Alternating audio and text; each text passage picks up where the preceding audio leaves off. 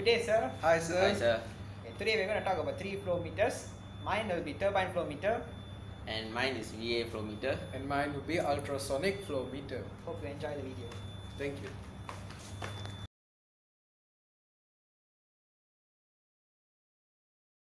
Guys, okay, today I'll be talking about ultrasonic flow meter. Okay, and here are the characteristics.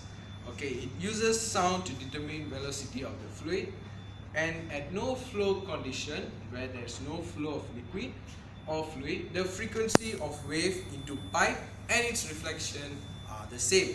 Whereas for flowing condition, the frequency of reflected wave is different. Okay, when the velocity increases, the frequency increases as well. Signal determines the flow rate.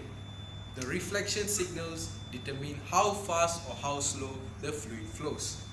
At the same time, okay, at no flow condition, the time taken to travel upstream and downstream between the transducer is the same. But for flowing condition, upstream travels slower compared to downstream. When the fluid velocity increases, the upstream and downstream increases as well. Transmitter processes the upstream and downstream time to determine flow rate. Everything there's peaks and valleys. Okay, about the advantage of ultrasonic flow meter, it's very accurate in determining the flow rate. Second, it is used for natural gas and petroleums and liquids. Thirdly, it has high turn downs and handles high pressure, consistent and handle extreme temperatures. Fourthly, is low maintenance and clamp outside pipe without penetration. Fifth, it does not affect the flow of fluid and can be applied to sanitary, corrosive and abrasive liquid. Disadvantages of ultrasonic flow meter is high cost and very expensive.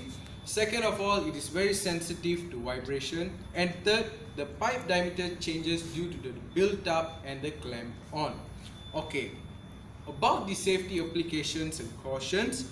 Number one, make sure the fluid can sufficiently conduct ultrasonic. And number two, avoid fluids that can coat wet transducers or coat pipe wall. Thirdly, maintain reliable clamp on transducers connections. Fourth of all, make sure you understand the process before utilizing and apply these rules. For example, if the dirt coats the wet transducers, the flow meter will be affected. Therefore, you have to clean it before using it. Thank you.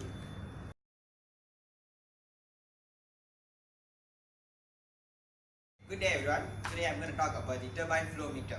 Basically, what's a turbine flow meter is something, it's a pinwheel attached to a rotor in a shaft whereby it moves by the flow of the fluid.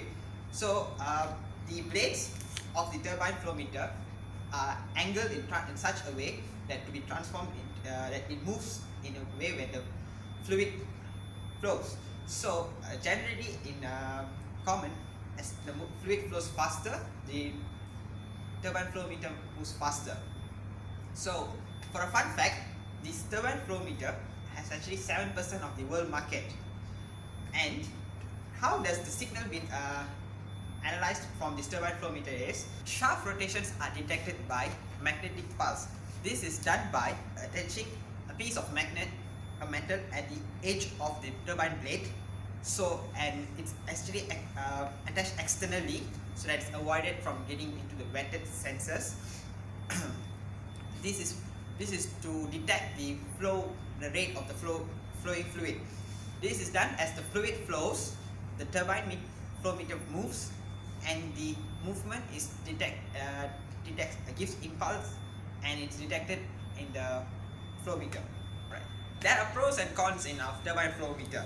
So the advantage, let me talk about the advantages first. The advantages are it's cost, it's cheap, it's a moderate cost turbine flow meter.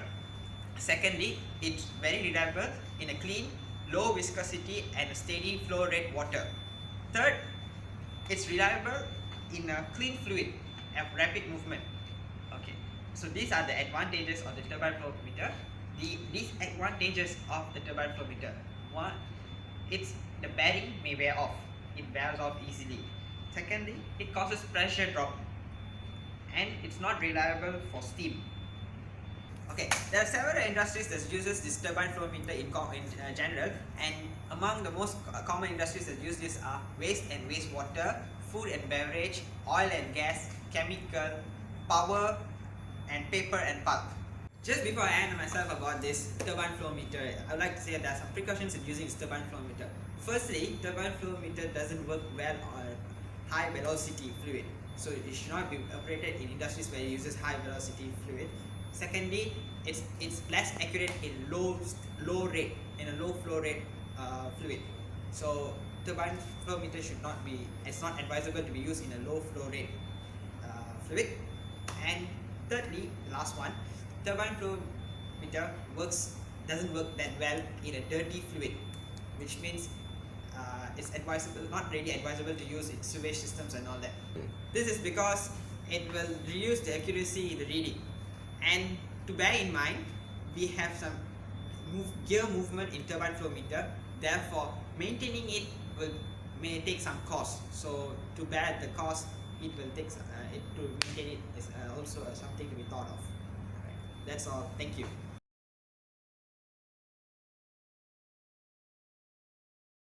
Hi guys, now I'm going to talk about variable area flow meter.